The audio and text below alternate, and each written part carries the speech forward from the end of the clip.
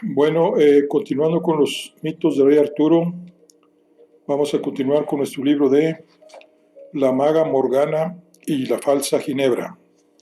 Y vamos a iniciar el capítulo 4, que se llama El arte de la muerte.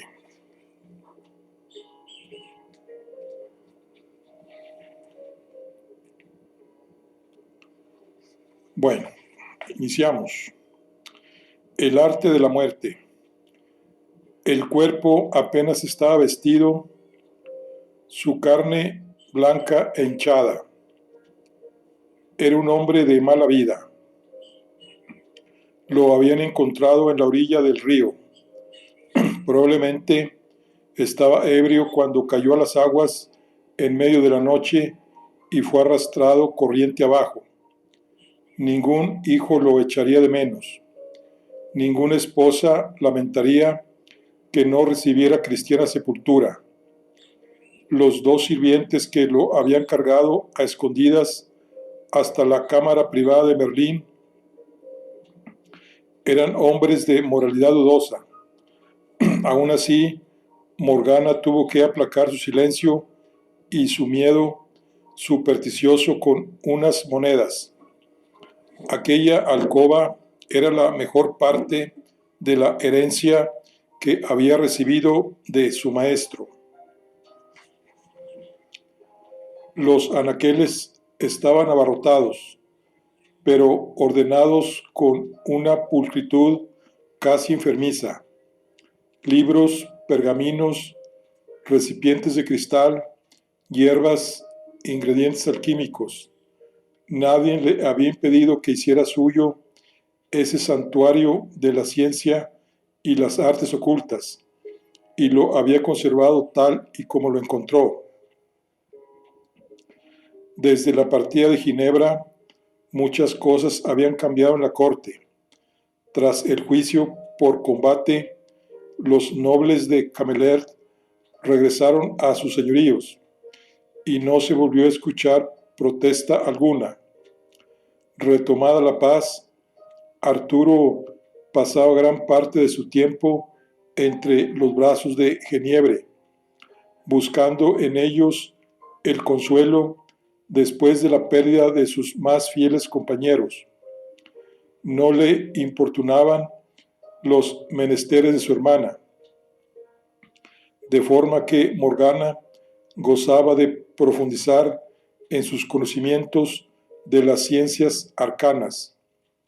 Lo que hacía bajo ese techo en otros tiempos jamás habría sido tolerado. Ahora nadie tenía autoridad para reprobarla. De ninguna otra forma habría podido adentrarse en la más tenebrosa de las ramas de la magia, la nigromancia. Aquella era la única ciencia que Merlín se había negado a compartir con ella. Sin embargo, Morgana descubrió preciosos pergaminos que su maestro, en su presurosa partida, no tuvo la precaución de destruir. Escritos de gran antigüedad, tratados en lenguas perdidas cuyo significado supo descifrar. Así comenzó a preparar una pócima alquímica, una fórmula prohibida. Volcó la mezcla humeante en un cuenco y después la esparció cuidadosamente sobre el brazo del muerto. Por un momento nada ocurrió. Sin embargo, al poco, la carne comenzó a oscurecerse hasta volverse amoratada. Se pudrió como si llevara mucho tiempo bajo tierra y de ella brotaron cientos de gusanos blancos que se derramaron al suelo como una alegre fuente lechosa. Morgana se cubrió la boca para protegerse del insoportable hedor, pero sonrió satisfecha. La fórmula había funcionado mucho mejor de lo que esperaba. El sonido de los cuernos interrumpió de pronto su júbilo. Procedía de las murallas exteriores, Conocía el son, anunciaba la llegada de un visitante distinguido. No dejó que eso la distrajera de sus comprobaciones, pero al cabo de un rato repicaron con insistencia las campanas de la iglesia mayor, y más tarde fue nuevamente importunada por una llamada acuciante en su puerta. Disculpad mi intromisión, dama Morgana, debo hablar con vos. Sir Kay nunca la llamaría señora, ni aunque se sentara en el trono, pensó Morgana. La antipatía que el senescal le profesaba siempre había sido manifiesta. Por eso resultaba tan inesperado que acudiera a buscarla a la cámara de Merlín, considerada por él y muchos otros como la antesala del mismísimo Averno. No le permitió el acceso a su santuario, sino que salió al corredor para atender su llamada, sin disimular su fastidio por la interrupción. Ha llegado un emisario del Santo Padre de Roma, le anunció el senescal, con el rostro acongojado. Vuestro hermano no se digna a recibirlo. No sale de sus aposentos desde hace varios días y no contesta a mis llamadas. Os ruego que intercedáis en ese asunto. Morgana frunció el ceño. No podía negar que el ardor de su hermano por Geniebre había sido provechoso para ella, pero hacía tiempo que había dejado de ser una ventaja para empezar a convertirse en una inconveniencia. Geniebre solicitaba sus filtros de amor cada vez con más frecuencia, y Arturo no vivía sino para satisfacer sus caprichos. La llevaba consigo a las audiencias, a sus campañas, a lo largo del reino, e incluso a las batidas de caza. No podía negarle nada de lo que deseaba, y había conseguido que los pocos nobles de Logres que habían permanecido en la corte lo odiaran a él y a la nueva reina. Por otro lado, Bertolaí, el viejo, había sabido sacar buen partido de la debilidad del rey para hacerse fuerte. En ausencia de los hombres más leales, el campeón de Geniebre no solo había recuperado honra y tierras, sino que se había hecho con la amistad de los caballeros menos honorables y ahora los comandaba. Ante la desesperación del senescal, campaban a sus anchas por el vacío salón del trono. Sir Gawain, el único de los caballeros más cercanos a Arturo, que no se había marchado al destierro, montaba en cólera cada vez que presenciaba un desprecio tan flagrante. Hubiera desafiado a Bertolaí si no hubiera sido un protegido de la nueva reina y por tanto de su señor. Cuando nadie lo veía, el joven caballero sollozaba de desesperación, lamentándose por todo lo que se había perdido desde que Ginebra no vivía con ellos. Morgana estaba empezando a asumir que su victoria no resultaba tan dulce como esperaba. Está bien, Sir Kay, aceptó Morgana. Veré qué puedo hacer.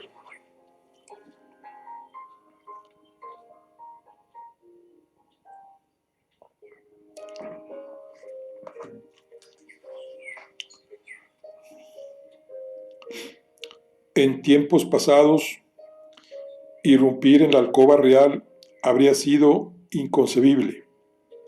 En los días que corrían, nadie impidió que Morgana traspasara la intimidad de los aposentos del rey y lo sorprendiera en su propio lecho.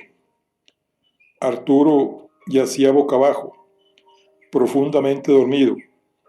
Los cabellos le caían desordenados sobre la cara.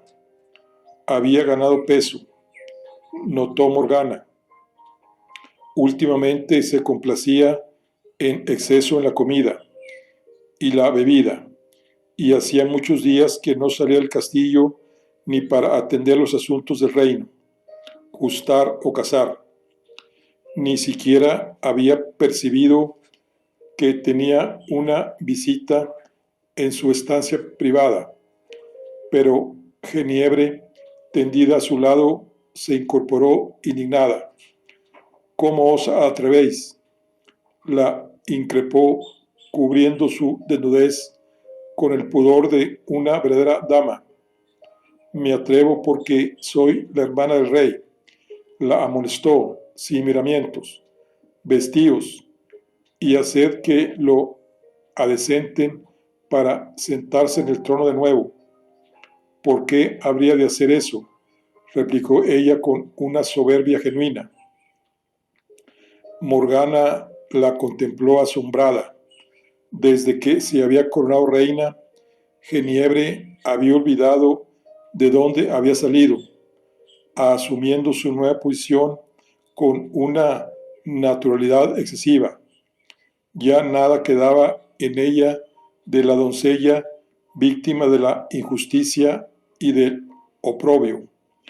A falta de convertirse en esposa del rey ante Dios, interpretaba su papel con un convencimiento que traspasaba la razón.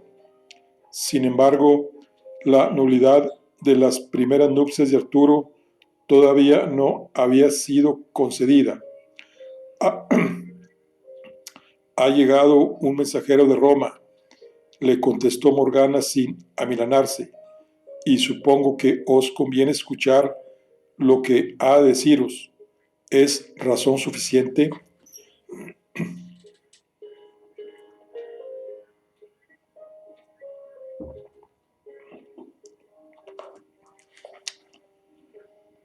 El mensajero del Papa no traía la ansiada invalidez del matrimonio de Arturo y Ginebra, como Geniebre había esperado, sino unas noticias catastróficas.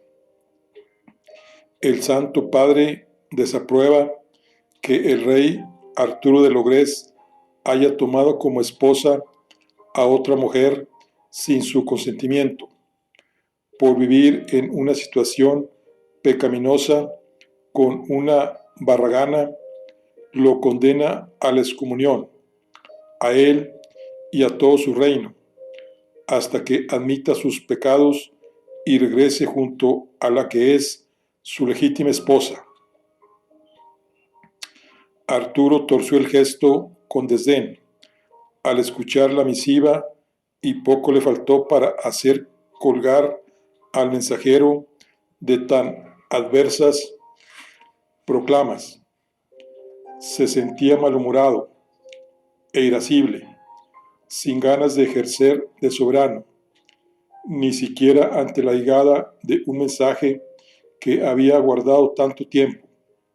Su estado era tan lamentable como la propia sala del trono, cuyo esplendor había desaparecido bajo el barro y la mugre. La ausencia de su virtuosa reina había privado a Camelot de toda grandiosidad, sumiendo al castillo en un declive creciente. Así era el humor de su soberano, hundido en un pesaroso desánimo que ni siquiera las amorosas atenciones de Geniebre habían logrado aliviar. Desconfiaba de todo y de todos. Era la viva imagen de la decadencia, y Morgana no pudo sino dolerse de verlo así. El rey despidió de malas formas al mensajero e hizo que le llevaran vino. ¿Qué nos importa eso, mi amor?, lo consoló Geniebre, besando su mano.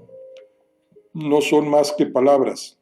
Nos tenemos el uno al otro y con eso nos basta. Estáis hablando de la salvación de su alma y de todas las del reino de Logrés. La interrumpió Sir Gawain, incapaz ya de tolerar tal indolencia. Un asunto de tan extrema gravedad no puede ser obviado. Guardias, llevaos a ese que me hostiga con su parloteo, ordenó Arturo, sin darse cuenta de que se trataba de su propio sobrino y su más fiel servidor. Perdidas ya todas las formas, Gawain trató de deshacerse de los guardias que lo apresaban e imploró con el alma afligida: «Tío, no escuchéis a la sierpe que os susurra al oído, os tiene hechizada. ¿Acaso no lo veis?». Roja por la ira, Geniebre se alzó de su asiento y habló con determinación: «Guardias, llevad a Sir Gawain al patio de armas, castigadlo con 20 latigazos y dejadlo ahí encadenado bajo el sol y la lluvia 20 días, para que todo el mundo vea lo que les ocurre a aquellos que osan insultar a su reina». Los soldados se llevaron a Sir Gawain sin oposición, pues ya no le quedaban fuerzas ni ánimos para querellarse contra lo que ahí estaba sucediendo. La usurpadora había dictado sentencia en presencia de su rey sin que éste se inmutara, consintiendo que su voluntad quedara en otras manos. Sir Kay temblaba, incapaz de soportar lo ocurrido. «Hermano mío, vuestro sobrino Gawain es el único que ha tenido la osadía de hablaros con el corazón», le suplicó el senescal. «Os imploro vuestra piedad, pues es hijo de vuestra hermana y es de sangre real. No permitáis que lo castiguen como si fuera un mero ladrón». Ante las palabras de quien había sido su hermano y compañero durante tantos años, en los buenos tiempos y en los aciagos, Arturo se conmovió en la duda. «Soy un buen rey, querido Kay. Desde que Merlín nos dejó, he tratado de hacer lo mejor y más justo, pero mis caballeros me han abandonado, mis nobles me aborrecen, y ahora he condenado mi alma y la de todos mis súbditos». Al escuchar ese lamento, Morgana también sintió el toque helado de la incertidumbre y no pudo dejar de preguntarse si al intentar ayudarlo había tomado un camino demasiado tortuoso y tal vez equivocado. Entretanto, temiendo que la influencia del senescal despertara al rey de su aturdimiento, Sir Bertolaí se adelantó y se arrodilló frente a Arturo con falsa humildad. «No debéis dudar del buen juicio y la recia voluntad que os ennoblece, mi señor. Está en vuestra mano recuperar la confianza de vuestros vasallos. Tan solo escuchad este consejo de vuestro fiel servidor. Cabalgad de nuevo en una partida de caza, esta vez sin acompañamiento de damas, solo vos y vuestros hombres, los nobles que aquí os quedan. Demostradles que vuestra valía no ha menguado en este tiempo, que la fama de un gran acto de coraje llegue ahí, donde se encuentran los caballeros que se marcharon. En el bosque salvaje ha sido visto un enorme jabalí, una bestia tan fiera y terrible que no hay nadie que se atreva a atacarla. Ha destruido de tal forma toda la región que ningún viajero se aventura por ella. Ciertamente tendrá un gran olor quien mate al jabalí. Si es el rey quien libera la zona de tal daño, se dirá que es el monarca más justo y valeroso de cuantos existen. ¿Qué me decís? Morgana miró con desconfianza a su alrededor.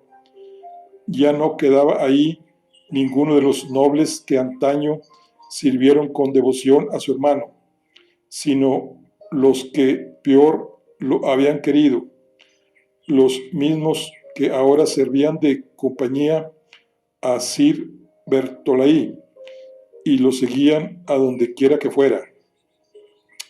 Ajeno a esta realidad, Arturo miró en lontananza, como si viera ante él las glorias que engrandecieron su nombre. Digo que preparen mi caballo, mis perros de caza y mi pica más recia.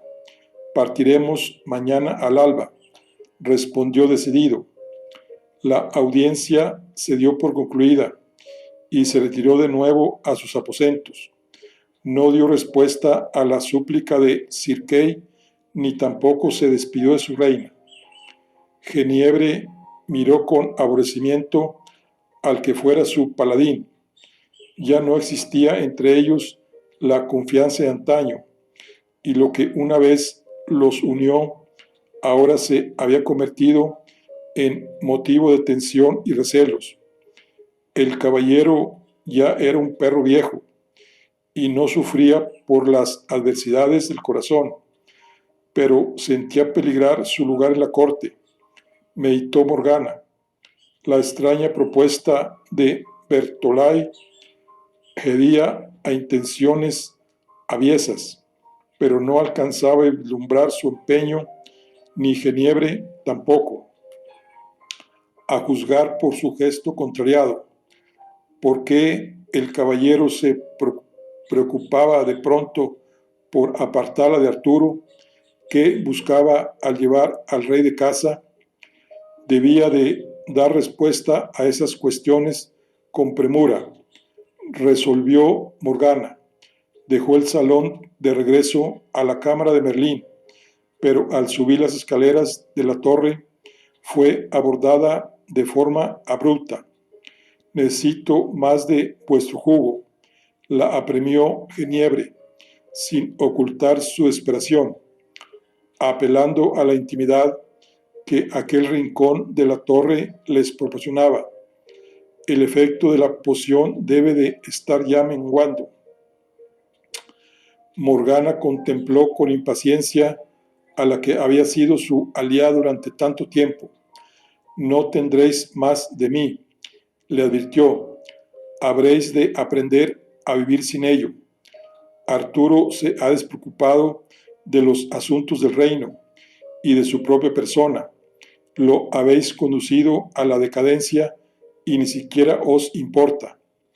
Enfurecida por su negativa, indignada por la acusación que le había lanzado y sintiéndose perdida sin su preciado filtro de encantamiento, Geniebre la abofeteó con tal fuerza que Morgana perdió el equilibrio y cayó sobre las escaleras. Me daréis lo que os pido sin demora, la amenazó la falsa reina, con voz terrible, temblando, con la furia de una arpía.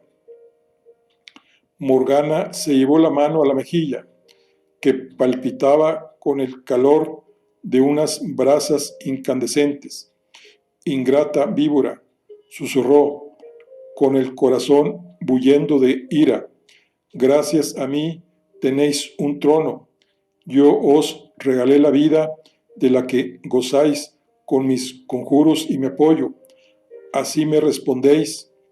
No debo nada a nadie, le contestó ella con la respiración agitada, cada vez más alterada. Soy hija del rey Leodogrance. Ser reina es mi destino. No tenéis nada que ver en ello y no os necesito. Mañana os marcharéis de esta corte para siempre, y si os atrevéis a quedaros, a acudir a Arturo, o a volver a desafiarme, os haré quemar en la plaza por vuestras prácticas endiabladas. Una vez Geniebre, segura de cumplir sus amenazas, se hubo marchado, Morgana se puso en pie con un nuevo ánimo. Tendrás un pago a la altura de tu gratitud, querida hermana, juró.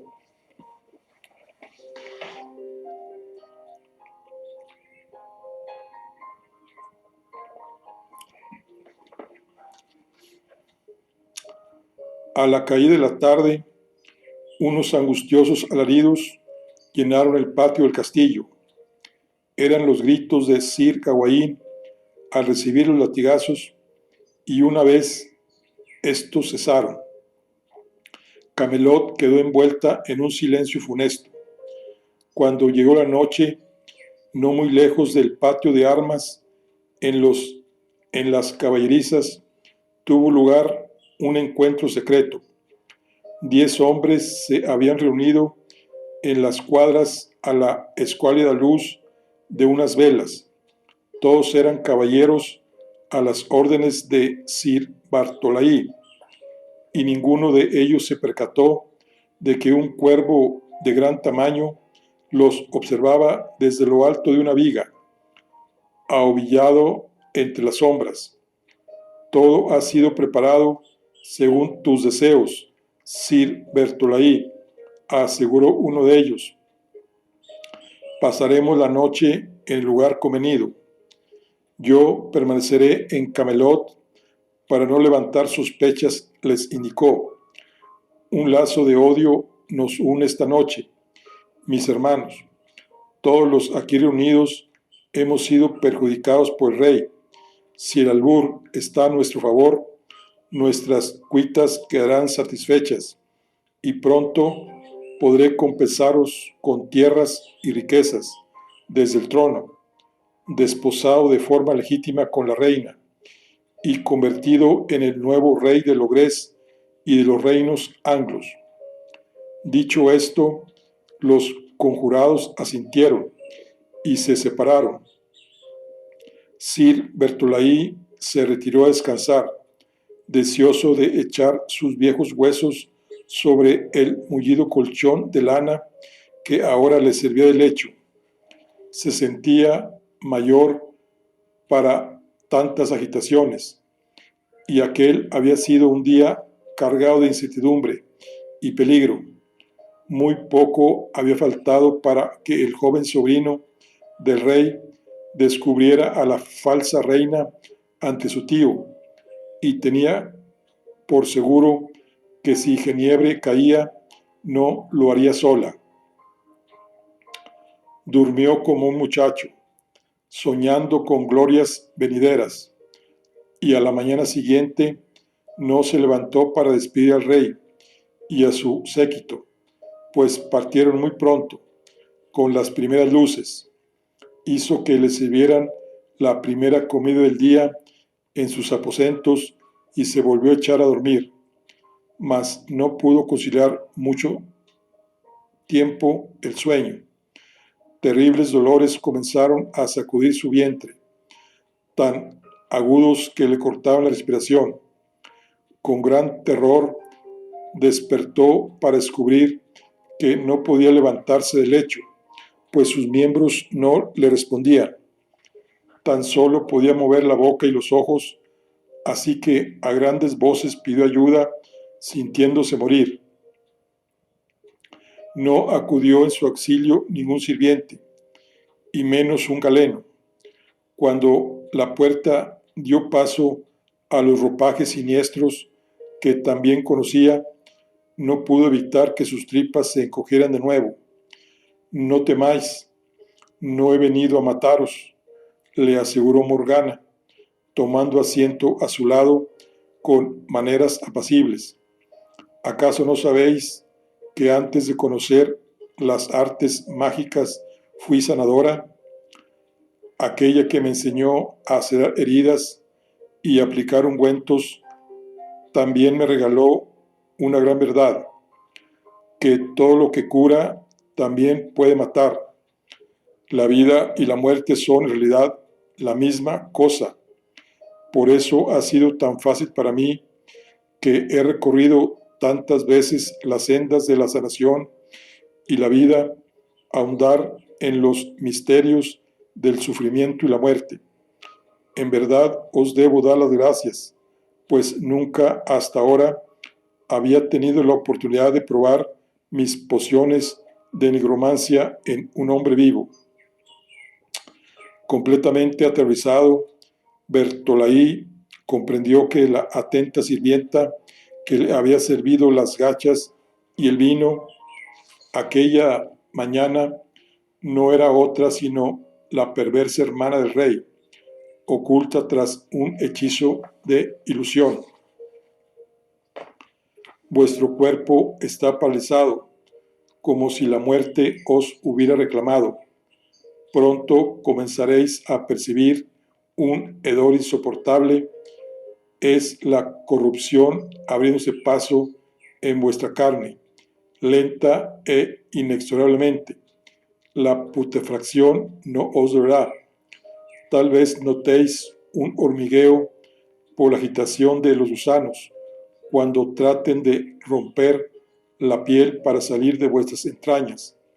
No obstante, podréis mover la lengua y vuestros labios para contestar a mis preguntas. Si accedéis a responder con honradez, quizá conceda alivio a vuestro sufrimiento. Ahora veis que no os he mentido. No he venido a mataros, porque ya estáis muriendo. Bertolaí quiso gritar enloquecido, pero Morgana le insufló una inesperada calma con su magia. Ahora, mi querido Bertolaí, escucharé muy atenta qué habéis tramado contra mi hermano Arturo. Os encomiendo por vuestro propio bien que me brindéis todos los detalles con presteza antes de que empecéis a pudriros en vida. En ninguna de las batallas que había librado, en ninguna de las luchas descarnadas y los combates sangrientos, Bertolaí jamás había imaginado un desenlace tan atroz como aquel. Tampoco había sentido un terror mayor que el que atenazaba sus miembros, paralizados por la hechicera. No temía la muerte, pero aquello era un fin antinatural. Así que habló. Le descubrió su ardid para asesinar al rey y su propósito de desposarse con Geniebre para legitimar rey. Una vez concluida la caza en el bosque salvaje, lo conducirán al albergue del ermitaño Fray Amostanz para pasar la noche, pues es el único hospedaje en esa extensa foresta. Ahí será envenenado y acusarán al fraile de haber perpetrado el regicidio. Terminó de explicar Bertolaí casi sin aliento. ¿Me darás ahora esa cura? En cuanto vio a Morgana sonreír, Bertolaí supo que estaba sentenciado. ¿Qué cura? Yo solo os ofrecí un alivio. Este es el consuelo que os brindo. Sabed que vuestra amada Geniebre padece esta misma maldición, al tiempo que vos. Moriréis juntos, viendo cómo vuestro cuerpo paralizado se llena de podredumbre, hasta que los gusanos os devoren en vida. Bertolaí exhaló una blasfemia. No podía decir que la traición y la mentira lo hubieran sorprendido, pero al menos le quedaba una satisfacción. Nada de lo que hagáis podrá salvar a vuestro hermano, se jactó Bertolaí, sonriendo con perversa revancha. Aunque cruzarais los vientos con vuestras alas negras, no podrás llegar a tiempo para advertirlo. El rey Arturo morirá al caer la noche y nada podrá evitar ese destino.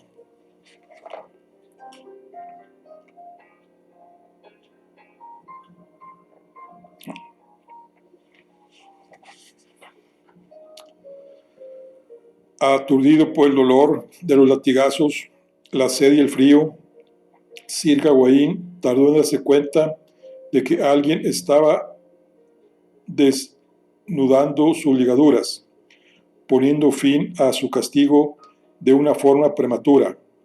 Con alegría se dio cuenta de que se trataba del senescal. Sir Kay, que Dios os bendiga. ¿Me ha perdonado la reina?, inquirió con los labios agrietados. La reina se halla indispuesta. No puede emitir veredictos, explicó con voz parca el caballero. Es la dama Morgana quien ha concedido vuestro indulto. Su tía se encontraba ahí, presenciando su liberación.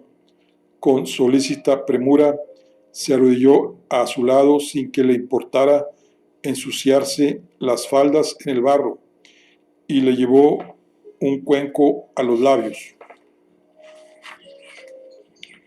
Esto os ayudará a recuperar vuestras fuerzas, le aseguró. El brebaje sabía a hierbas y tenía un ligero regusto amargo, pero Gawain lo recibió como una bendición y lo bebió hasta el final.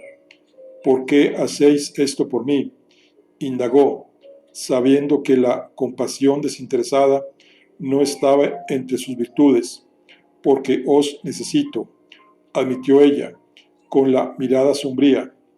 Gawain asintió, advirtiendo la franqueza y la urgencia de sus palabras.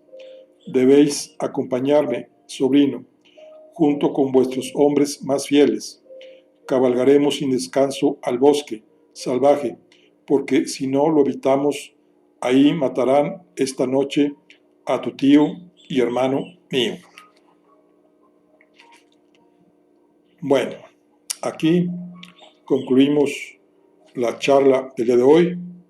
Recuerden que estamos con el libro de La Maga Morgana y la Falsa Ginebra. Nos vemos en la siguiente. Hasta luego.